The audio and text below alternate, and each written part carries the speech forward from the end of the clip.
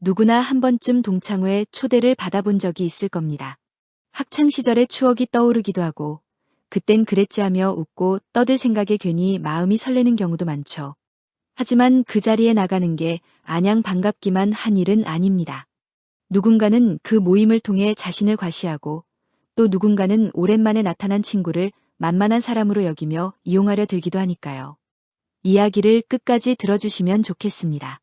혹시 여러분도 모르게 당하고 돌아오는 길에 가지 말걸 하고 후회하지 않도록 꼭 짚고 넘어가야 할 몇 가지 이야기를 나눠보랍니다.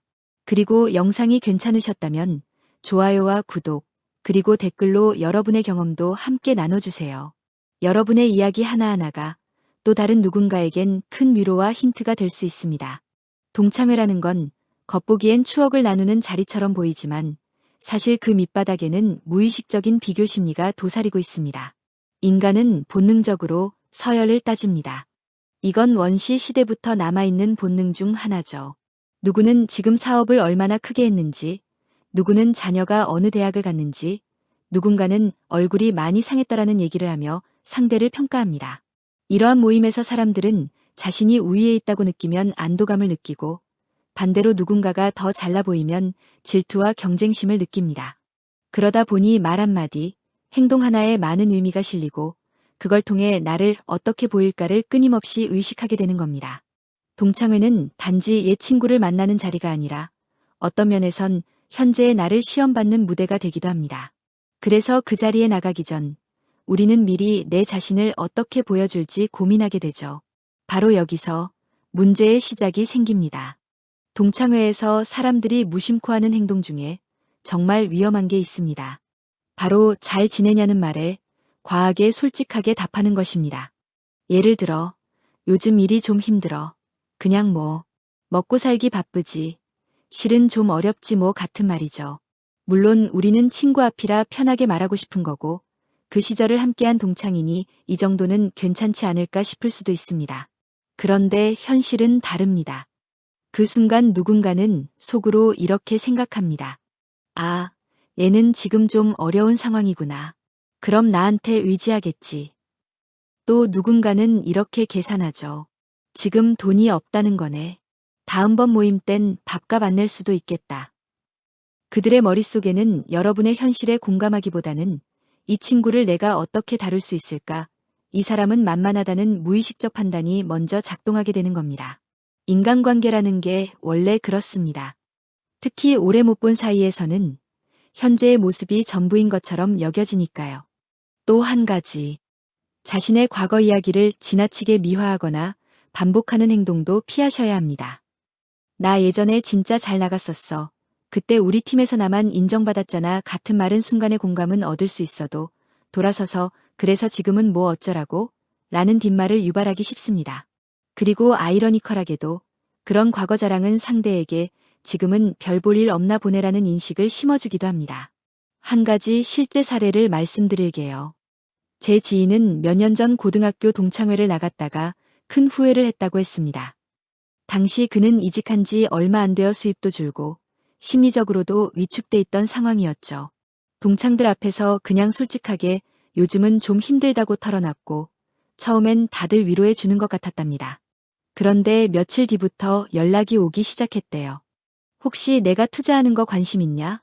한번 만나자. 괜찮은 기회가 있어. 같은 연락이 줄을 이었다고 합니다. 결국 그는 내가 너무 만만하게 보였구나라는 사실을 깨닫고 이후 그 모임에 다시는 나가지 않았습니다. 사람 사이의 감정은 참 미묘합니다. 특히 오랜만에 만난 동창들 사이에서는 오랜 친구니까 괜찮겠지라는 착각이 오히려 더 큰 후회를 낳기도 합니다. 그 이유는 간단합니다. 시간이 지나면 사람도 바뀌기 때문입니다. 예전엔 의리를 중시하던 친구가 지금은 사업에 눈이 멀어 만만한 사람을 대상으로 돈 되는 일을 찾고 있을 수도 있고 학창 시절 조용했던 친구가 지금은 은근히 사람들을 통제하려는 성향으로 바뀌었을 수도 있습니다. 그런데 우리는 과거의 이미지로 그들을 여전히 판단하며 그래도 친구니까 혹은 설마 날 속이기야 하겠어라고 스스로를 안심시키죠. 그리고 그 순간 이용당하기 가장 쉬운 사람이 됩니다. 현실적으로 만만하게 보인다는 건 대체 어떤 의미일까요? 바로 이 사람은 쉽게 부탁을 들어줄 것이다. 이 사람은 거절을 못할 것이다. 이 사람은 인맥이나 돈이 있어 보이지만 제대로 지키지 못한다는 식의 본질적으로 나를 이용 가능한 대상으로 본다는 뜻입니다. 실제로 심리학에서는 사람이 겸손하거나 약한 모습을 보일 때 타인은 그걸 공감의 대상이 아니라 지배할 수 있는 약자로 착각할 가능성이 높다고 합니다. 예를 들어 어떤 연구에서는 상대방이 자신의 불행이나 실패담을 너무 자주 얘기하면 듣는 사람의 뇌는 오히려 그 사람을 도와야 할 대상이 아니라 피해야 할 존재로 분류하는 경향이 있다는 결과도 있습니다. 이것이 바로 인간의 자기 보호 본능이 작동하는 방식이죠. 동창회에서 한 번의 실수가 인간관계 전체를 무너뜨리는 건 어렵지 않습니다. 처음에는 이번에 내가 밥 한 번 사 같은 농담처럼 들리던 말이 어느 순간부터는 진짜 그 사람이 항상 밥 사는 사람이 되어버립니다. 왜냐고요? 처음에 아무 말도 하지 않았기 때문입니다. 우리가 사람을 대할 때 어떤 이미지를 심어주는가는 그 관계의 방향을 결정짓는 중요한 열쇠가 됩니다. 그리고 또 하나, 동창회를 다녀온 후에 흔히 겪는 후회의 감정은 대부분 그때 말하지 말걸, 그때 왜 그렇게 행동했을까에서 비롯됩니다. 말은 이미 돌이킬 수 없고 이미 만만한 사람으로 낙인이 찍히고 나면 그 다음 모임에서 그 이미지를 벗기는 건 정말 어렵거든요. 그렇다면 어떻게 해야 지혜롭게 거리를 두면서 좋은 관계를 유지할 수 있을까요? 누구나 쉽게 실천할 수 있는 5가지 태도에 대해 살펴보겠습니다. 첫째, 적당한 선 긋기는 나쁜 것이 아닙니다. 우리는 어릴 때부터 친구는 다 이해해야 해, 배려해야 해라는 말을 많이 듣습니다. 하지만 성인이 되어 인간관계를 다시 마주하게 되면 그 모든 관계에서 무조건적인 수용은 오히려 나를 해치게 됩니다. 동창회처럼 일시적이면서도 긴 여운을 남기는 자리에서는 더욱 그렇습니다. 말을 아끼고 이야기의 방향을 스스로 컨트롤하세요. 예를 들어 누군가 요즘 어때? 라고 물으면 적당히 바쁘게 지내. 뭐 다들 비슷하지라는 식으로 정보를 최소화하면서도 깔끔하게 응답하는 겁니다. 지나치게 솔직하거나 자신의 현재 상태를 과장해서 표현하지 않아도 충분히 대화를 이어갈 수 있습니다. 둘째, 자신의 기준을 명확히 보여주세요. 무언가를 부탁받았을 때 이번만 하며 무조건 수락하는 것이 아니라 이건 내가 조금 조심하는 부분이라 라고 자신의 원칙을 설명하며 거절하는 습관을 들이세요. 이렇게 하면 상대는 이 사람은 경계가 명확하다는 인식을 갖게 됩니다. 처음부터 허용이 많으면 나중에는 조절이 어렵습니다. 셋째, 과시와 자랑을 하지 않되 위축된 태도도 피해야 합니다. 겸손하게 말한다고 해서 나는 그저 그래, 다들 나보다 잘 나가지 같은 말은 삼가세요. 그런 표현은 겸손을 넘어서 자기 비하로 들릴 수 있고 결과적으로 상대에게 이용 가능하다는 신호를 줄 수 있습니다. 대신 나는 내 자리에서 내 역할을 잘하고 있어. 라는 균형 있는 자기 표현을 연습해 보세요. 넷째, 내가 먼저 대접받을 자격이 있다는 인식을 가지세요. 스스로를 존중하는 사람은 타인에게도 그런 신호를 보냅니다. 동창회에서도 굳이 앞장서서 다 챙기려 들지 않아도 됩니다. 특히 식사 자리에서는 먼저 계산하려 하지 말고 같이 나눠요라고 당당하게 말해도 전혀 이상하지 않습니다. 오히려 그게 더 성숙한 관계 방식입니다. 다섯째, 가장 중요한 건 침묵의 지혜입니다.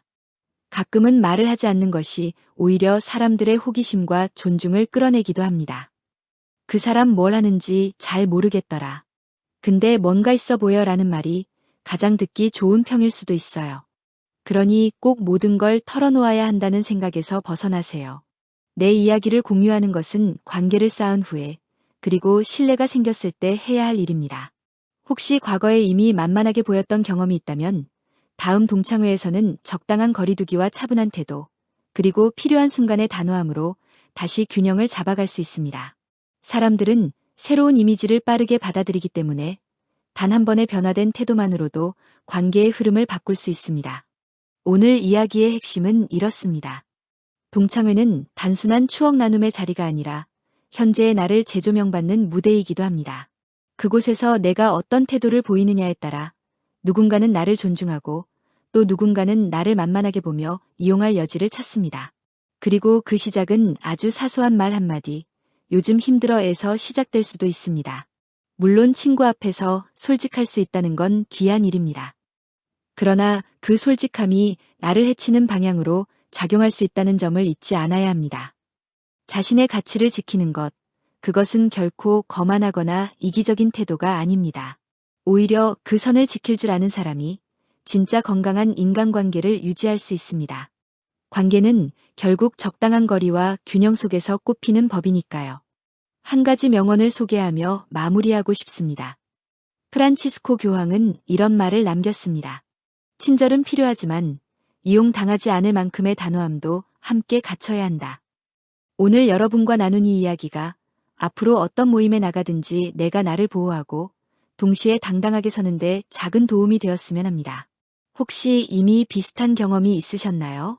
그때 이런 말을 안 했더라면 하고 후회한 적이 있으셨다면 댓글로 여러분의 이야기를 들려주세요. 다른 분들에게도 큰 도움이 될 수 있습니다.